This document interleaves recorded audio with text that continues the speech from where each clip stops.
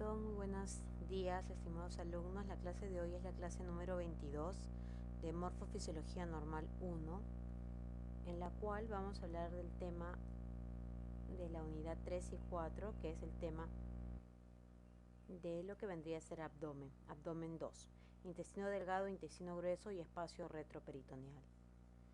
Para abordar nuevamente lo que vendría a ser el peritoneo, recordemos que el peritoneo es una membrana serosa que tiene dos hojas, una hoja visceral que envuelve las vísceras y una hoja parietal que envuelve la pared o la cavidad abdominal netamente. Este peritoneo tiene una disposición, ¿no?, que la podemos ver. El peritoneo parietal tiene una pared pues, superior, inferior, anterior, posterior, ¿no? Y dentro de esta cavidad, ¿no?, envuelve los órganos, formando lo que vendría a ser el meso, el peritoneo visceral, ¿no?, que va envolviendo a cada órgano respectivamente. Ya vamos a ver a detalle. La disposición general del peritoneo es envolver a todas las estructuras o casi a todas las estructuras dentro de la cavidad abdominal. Órganos peritoneales. ¿Cuáles son considerados los órganos peritoneales?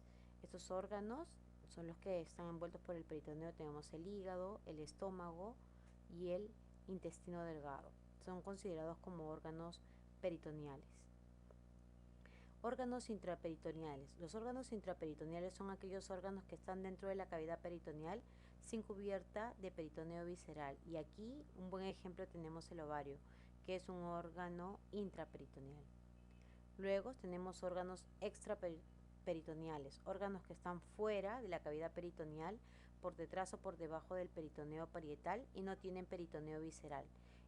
Tenemos el riñón como un órgano retroperitoneal y lo que vendría a ser los infraperitoneales, entre ellos está pues la vagina, la vejiga, ¿no?, el recto respectivamente. También hay que recordar que tenemos el peritoneo pelviano, que es el peritoneo que envuelve a los órganos dentro de la cavidad pélvica. Y en el caso femenino, recuerden que este peritoneo va a formar dos fondos de saco. El fondo de saco de Douglas, que el peritoneo envuelve la cara posterior del útero, el tercio superior de la pared posterior de la vagina y la cara anterior del recto. Y el repliegue vésico-uterino, que es un repliegue que se forma entre la vejiga y el útero. Es un repliegue pequeño. Recuerden también que para evaluar lo que vendría a ser el fondo de saco de Douglas, yo tengo que hacer un procedimiento que se denomina el tacto vaginal. Pero también yo puedo evaluar este fondo de saco cuando hago una laparotomía, o sea, abro la cavidad abdominal, o una laparoscopía, donde ingreso con unos trocar por un laparoscopio y puedo observar también esta cavidad. Usualmente estas cavidades son virtuales y se convierten en cavidades reales cuando hay una perforación de alguna víscera. En el caso masculino tan solo hay un fondo de saco, el fondo de saco vésico-rectal. Este fondo de saco vésico-rectal, el peritoneo cubre la base de la vejiga, la cara posterior de la misma y la cara anterior del recto.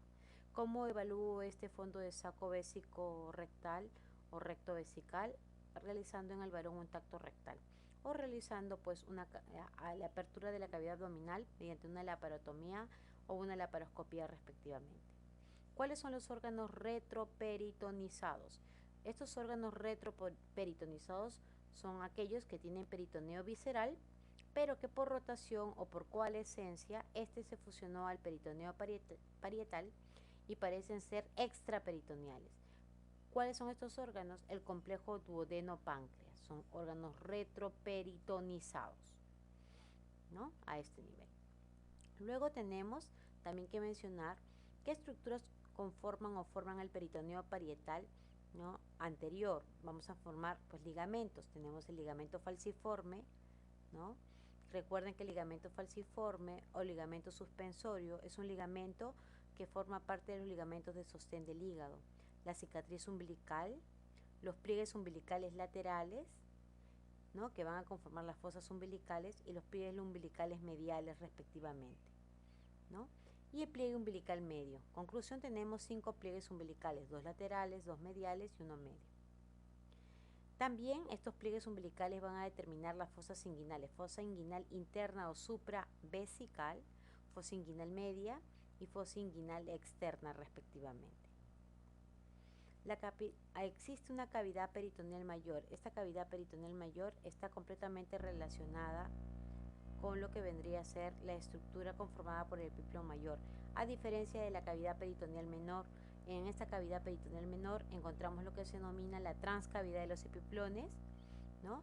Recuerden que era ese espacio que quedaba entre la cara posterior del estómago, hacia la derecha el hígado, la cara posterior inferior del hígado, hacia arriba la cara inferior del diafragma, hacia la izquierda el vaso y en la parte inferior el mesocolon transverso, ¿no? ¿Quién más forma esta cavidad peritoneal menor? También el pedículo hepático. Recuerden que el pedículo hepático está formado por la arteria hepática, la vena porta y el conducto hepático común. Luego tenemos lo que vendría a ser el hiato de Winslow, que es la comunicación entre la transcavidad de los epiplones y el espacio parietocólico derecho respectivamente. En este dibujo nosotros podemos observar, pues, es un corte transversal, el hígado, el estómago, el vaso y lo que vendrían a ser los riñones. Entonces este espacio que está por detrás del estómago, ¿no? Y por delante, por detrás del estómago y está llevándome hacia el espacio retroperitoneal, lo que se denomina la transcavidad de los epiplones. Y acá está el hiato de Winslow que me comunica con el espacio parietocólico derecho, ¿no? También ahí encontramos todo, la vena cava también inferior a ese nivel. La cavidad peritoneal menor no está conformada por la transcavidad de los epiplones y a ese nivel encontramos el hiato de Winslow. ¿Cuáles son los límites de este hiato de Winslow? En la parte superior con el lóbulo de Spiegel o lóbulo caudado, que es el primer segmento del hígado, en la parte inferior con la rodilla entre la primera y segunda porción del duodeno, en la parte anterior con el pedículo hepático y en la parte posterior con la vena cava inferior. También encontramos repliegues y compartimientos peritoneales. Dentro de los repliegues y compartimientos peritoneales tenemos los epiplones, los mesos y los ligamentos. ¿Cuáles son los epiplones? Los epiplones tenemos el epiplon gastrocólico o mayor, este que une el estómago con el colon transverso, desciende cubriendo el intestino delgado, el yeyuno y el ilio y asciende invaginándose llegando al colon transverso. Ese es el epiplon mayor o gastrocólico. Y el epiplon menor o gastrohepático, que es el que une entre la curvatura menor del estómago con la cara posterior inferior del hígado y que envuelve prácticamente al paquete vasculonervioso o al pedículo hepático. Recuerden que estos epiplons ambos van a contener círculos arteriales. A nivel del epiplon gastrocólico mayor encontramos el círculo arterial de la curvatura mayor del estómago, conformado por la arteria gastroepiploica izquierda, rama de la esplénica, y la arteria gastroepiploica derecha, rama de la arteria gastroduodenal. El epiplon gastrohepático o menor es un epiplon que une la curvatura menor del estómago con la cara posterior inferior del hígado. Y ahí encontramos el círculo arterial de la curvatura menor del estómago, formado por la arteria gástrica izquierda o coronaria estomáquica, esta arteria recordando que es rama del tronco celíaco, y la arteria pilórica o gástrica derecha, que es rama también de la arteria gastroduodenal, ¿no? Acá observamos, en el caso en este corte sagital, lo que vendría a ser el epiplon gastrocólico mayor y el epiplon gastrohepático menor. Luego también tenemos acá el epiplon observando, ¿no? El epiplon menor o gastrohepático y el epiplon mayor o gastrocólico respectivamente. Los mesos, tenemos el mesocolon transverso y el mesenterio. En el mesocolon transverso es una estructura prácticamente, acá tenemos el hígado, el estómago, el intestino grueso. El mesocolon transverso une el colon transverso hacia la cara anterior de la pared posterior del abdomen. Y el mesenterio es una estructura que prácticamente le da cierta movilidad a lo que vendría a ser parte del intestino delgado, al yeyuno y el hilo. Lo envuelve y lo adhiere como una raíz que está en forma oblicua desde el lado izquierdo hacia el lado derecho, que mide aproximadamente 17 centímetros. Ese es el mesenterio, que va a contener una arteria, la arteria mesentérica superior y a todas las ramas que da de ella. Luego tenemos, aquí está el mesenterio, donde encontramos, pues, ¿no?, que le da la movilidad al yeyuno y al hilo, y encontramos la arteria mesentérica superior con sus ramas, que son las arterias intestinales o las arterias yeyunales e iliales, que a su vez forman arcos de primer orden, de segundo orden y terminan en vasos cortos, o para algunos autores vasos rectos también, que envuelven e irrigan a lo que vendría a ser el yeyuno y el hilo. Luego tenemos el mesocolon transverso, ¿no?, que une el colon transverso hacia la cara anterior de la pared posterior del abdomen. Y luego tenemos los ligamentos. Tenemos el ligamento falciforme y el ligamento coronario. Ambos ligamentos están en relación directa con el hígado. Tanto el ligamento falciforme, que va de la cara antero-posterior del hígado a la cara inferior del diafragma, como el ligamento coronario, que va del borde posterior o superior del hígado hacia el diafragma respectivamente.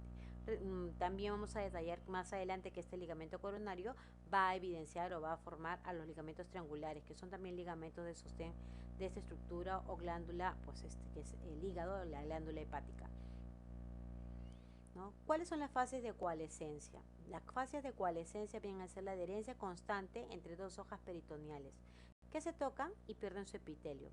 Se ven en órganos que rotan, una rotación de 270 grados, y siguiendo el eje de la arteria mesentérica superior, y se aplican a la pared abdominal. Entonces acá tenemos estas fases de coalescencia. Para ello vamos a tener que observar este dibujo, donde tenemos la cabeza del páncreas, donde tenemos el cuerpo del páncreas, el ángulo de Treitz, que ya vamos a ver, que es un ligamento que une la cuarta porción del duodeno hacia el pilar principal izquierdo del diafragma, el relieve de la arteria mesentérica superior, el espacio mesocólico izquierdo, el espacio parietocólico derecho, la segunda porción del duodeno, el colon descendente o colon izquierdo, el colon ascendente o colon derecho y el peritoneo parietal posterior. Entonces aquí vamos a encontrar fascias de coalescencia. ¿Cuáles son estas fascias? La fascia de Toll 1, la fascia de Toll 2, la fascia de Toll 3, la fascia de Treitz y la fascia de Fredet. Entonces acá tenemos la fascia de Toll 1 o retropancreática, que va de la cara posterior del cuerpo del páncreas adosada hacia lo que vendría a ser el peritoneo parietal posterior. La fascia de Toll 2,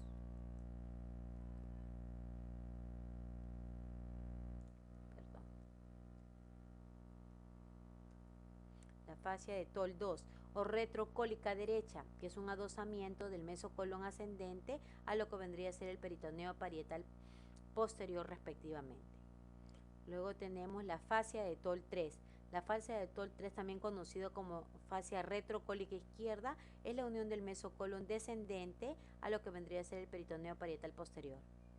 Y luego vamos a tener lo que es la fascia de Treitz o retroduodeno-pancreática, que une la cara posterior del duodeno, la cuarta porción, a la cabeza del páncreas, al peritoneo parietal posterior. Y algunos autores refieren también que esta fascia de Treitz, o algunos le denominan ligamento de Treitz, es el que une el pilar principal izquierdo del diafragma.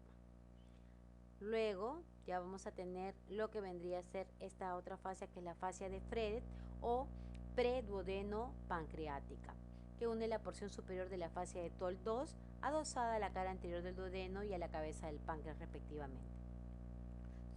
Entonces, lo que estamos detallando son las fases de coalescencia. Cuando nosotros trazamos una línea transversal a la altura del mesocolon transverso, todo lo que quede por encima de esta línea es lo que vendría a ser la porción supramesocólica, y todo lo que quede por debajo es la porción inframesocólica. En la porción supramesocólica nosotros ubicamos el espacio de Morrison, ¿no? en la parte derecha respectivamente. Ahora hablemos de intestino delgado e intestino grueso.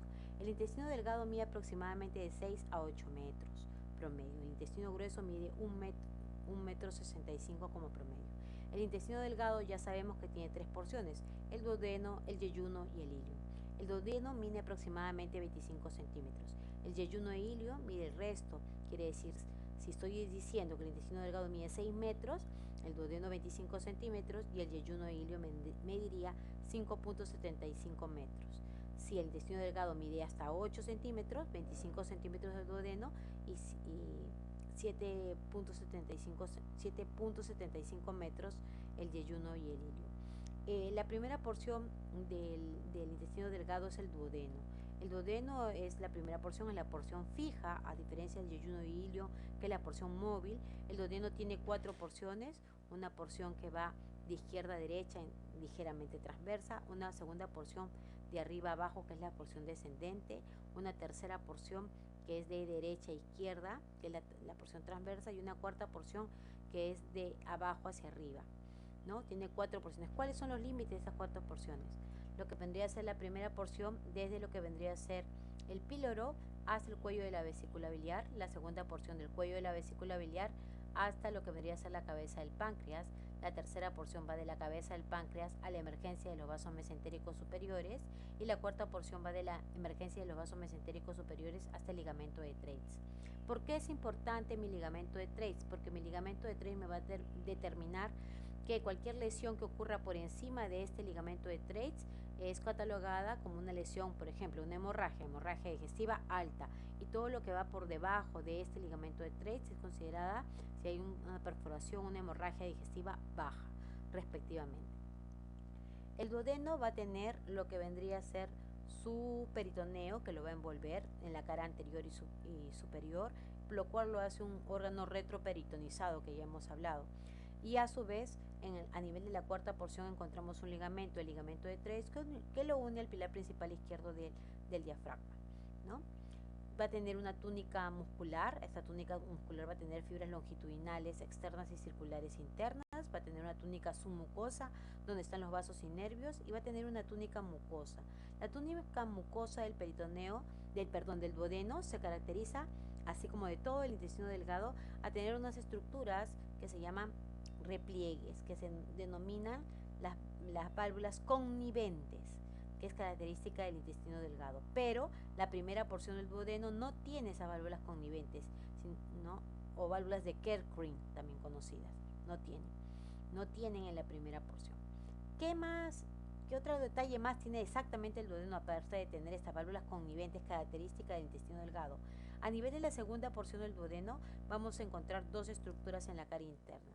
Una en la parte inferior, conocida como carúnculo mayor, el espacio. La parte proyectada vendría a ser la ampolla de Vater, y la parte del vértice el esfínter de Oddi, donde va a desembocar aquí el conducto pancreático principal, el conducto pancreático principal de Wirsum, y el conducto colédoco, que son vías biliares. Por encima de la carúncula mayor, el espacio, encontramos la carúncula menor, donde encontramos el esfínter de Oddi. A este nivel desemboca el conducto pancreático accesorio, ¿no? A ese nivel. Entonces quiere decir que la segunda porción del duodeno ocurre lo que se vendría a ser la saponificación de las grasas, porque ahí llega lo que vendría a ser la bilis y todos los jugos pancreáticos.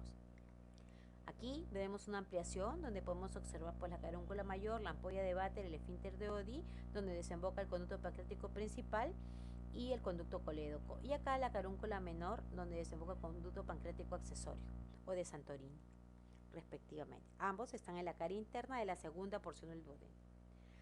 Luego tenemos el yeyuno y el hilio. El yeyuno y el hilio también forma parte del intestino delgado. Ya hemos dicho que mide de 5.75 metros a 7.75 metros. Este va a tener pues sus túnicas, la túnica serosa, que es el peritoneo que lo envuelve tanto en la cara anterior como en la cara posterior, dejando un borde libre, pero un borde adherido. Este borde adherido va a formar lo que se denomina la raíz, el mesenterio, o la raíz del mesenterio, cuya dirección va a ser de izquierda a derecha, y tiene una dirección prácticamente de arriba a abajo, de izquierda a derecha, formando la raíz del mesenterio. La raíz del mesenterio le da la movilidad a ese intestino delgado, el yeyuno hilio, para terminar en lo que vendría a ser el inicio del ciego, ¿no? Que es el intestino grueso ya. Entonces acá nosotros tenemos el peritoneo que forma lo que vendría a ser el mesenterio, y a su vez no olvidemos que este mesenterio, esta raíz del mesenterio, divide el marco del colon en el espacio mesocólico derecho o mesocólico izquierdo, y el colon con la pared parietocólico derecho y parietocólico izquierdo, para redundar la idea de la clase anterior.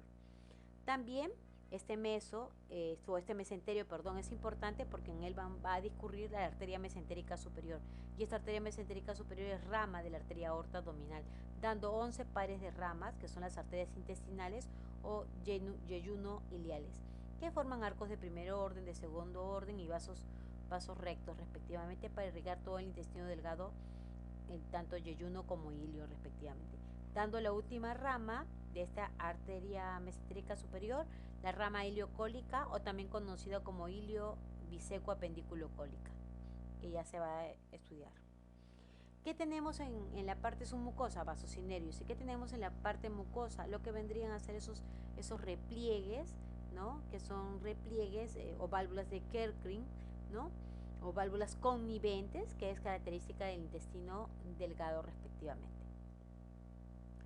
¿no? Acá tenemos las características entre del yeyuno e ilion, ¿no? El color es rojo intenso, rojo pálido, rosa pálido el ilion, el calibre de 2 a 4 centímetros, el ilion de 1.5 a 3 centímetros, la pared es pesada y gruesa, el ilion es liviana y delgada, la vascularización, hay mucha vascularización a nivel de yeyuno, a diferencia a nivel del ilion que es poca, la base recta es larga, la base recta es corta en el ilion, los arcos son pocas arcadas pero de igual longitud, muchas arcadas pero pequeñas, la grasa del mesenterio es poca, a nivel del ilion es mucha, los pliegues circulares o pliegues de Kerckring son largos, altos y muy juntos, y acá son pocos, cortos y ausentes. Los nódulos linfoides son pocos, a nivel de yeyuno, a nivel del ilion son abundantes. Recuerden que en el intestino delgado van a ver lo que se denominan las placas de Peyer. Ahora hablemos de intestino grueso. ¿Desde dónde empieza el intestino grueso? El intestino grueso empieza desde el ciego, teniendo sus porciones. El ciego, el colon ascendente o colon derecho, el ángulo hepático del marco del colon, ¿no? El colon transverso, el ángulo esplénico, ¿no? El colon descendente o colon izquierdo, el colon sigmoides, y de ahí continúa lo que vendría a ser el recto y el ano respectivamente. ¿Y cuánto mide ese intestino grueso? 1,65 m. El intestino grueso va a tener también lo que vendría a ser sus túnicas. Túnica serosa. La túnica serosa, que es el peritoneo, lo envuelve, formando unas estructuras que estamos viendo acá, conocidas como las apéndices epiploicos, que son estructuras que cuelgan a lo largo de todo el intestino grueso y que es característica propia del intestino grueso, apéndices epiploicos. Luego también tenemos los mesos a nivel del marco del colon, el mesocolon transverso, que une el colon transverso hacia la cara anterior de la pared hacia la cara anterior de la pared posterior del abdomen. Tenemos el mesosigmoides, que une o adhiere al colon sigmoides hacia la cara anterior de la pared posterior del abdomen. El mesoapendicular, que une el apéndice secal a la cara posterior del ciego, respectivamente. Luego tenemos que el intestino grueso va a tener túnica muscular. La túnica muscular está formada por fibras longitudinales que van a conformar las tenias, característica del intestino grueso, una tenia anterior, una tenia posterior interna y una tenia posterior externa respectivamente. A nivel de la base del ciego encontramos la confluencia de las tenias, y a ese nivel parte lo que vendría a ser el apéndice secal con su meso, el meso apendicular. Luego, las fibras circulares de ese intestino grueso van a formar las austras o abolladuras, características propias del intestino grueso, ¿no? Acá podemos observar las tenias, ¿no? Una anterior, una posteromedial y una posterolateral respectivamente, que confluyen o se inician o se originan a nivel de la base del ciego respectivamente.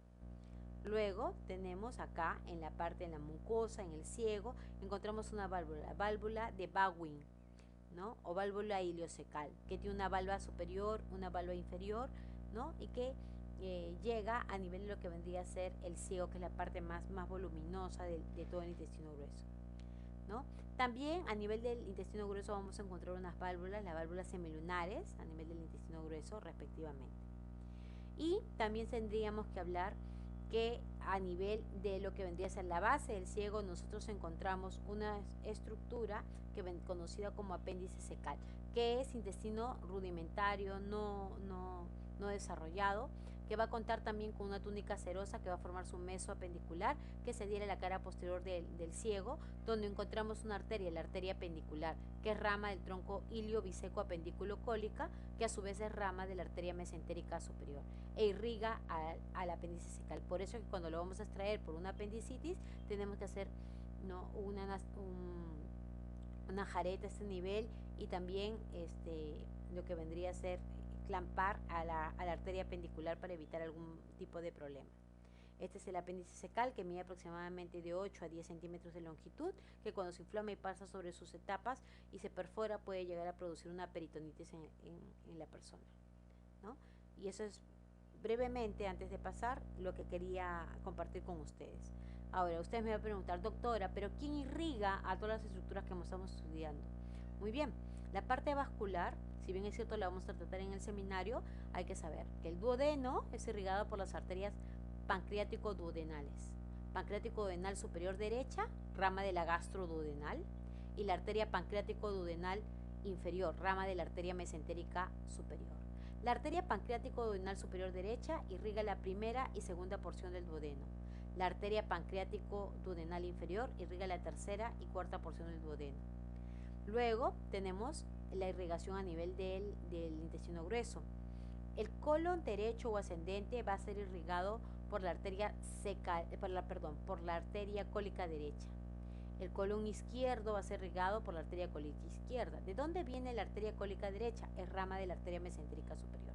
¿De dónde se origina o viene la arteria cólica izquierda? Es rama de la arteria mesentérica inferior. Y antes de hablar de los colon, tendríamos que hablar de lo que vendría a ser el ciego, que es la primera porción del intestino grueso. El ciego está irrigado por las arterias secales, cecal anterior y posterior. Ambas son ramas del tronco iliocecal o iliobiseco apendículo cólico, que es una rama de la arteria mesentérica superior. La cecal anterior irriga la cara anterior del ciego, la cecal posterior irriga la cara posterior del ciego, respectivamente. La arteria apendicular es rama de este mismo tronco iliobiseco apendículo cólico, que a su vez es rama de la mesentérica superior. Y esta arteria apendicular irriga el apéndice cecal y va dentro del meso apendicular.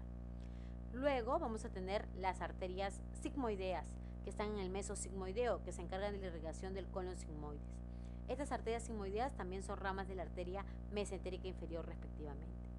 Y así vamos a formar círculos arteriales, ¿no?, que ya vamos a ir viendo en los seminarios, pero les voy adelantando uno. Hay un círculo arterial que es el círculo arterial que se da a nivel del ángulo esplénico del marco del colon, que está formado por la arteria cólica derecha y la arteria cólica izquierda.